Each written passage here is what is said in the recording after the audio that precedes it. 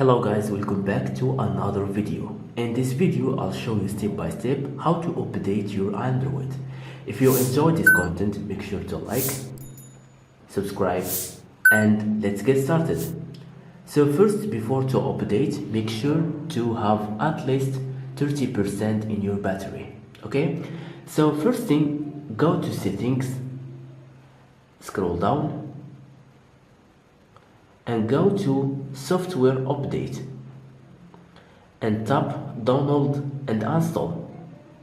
So guys, I'm already download the update, so you should be first to download the update, then install it. Okay, so here I tap install now and wait, and now our phone will be starting.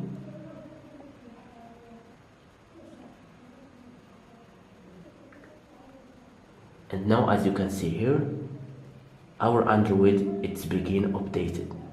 It takes usually from 5 minutes to 10 minutes. After finish updating, Android will restart automatically. Now enter your SIM card pin, then tap OK, and that's it. Now unlock your Android. And as you can see here, software updated, your phone has been updated. So that's it, how you can update your Android. Thank you so much for watching me. If you found this video helpful, please give it a thumbs up and see you to the next video.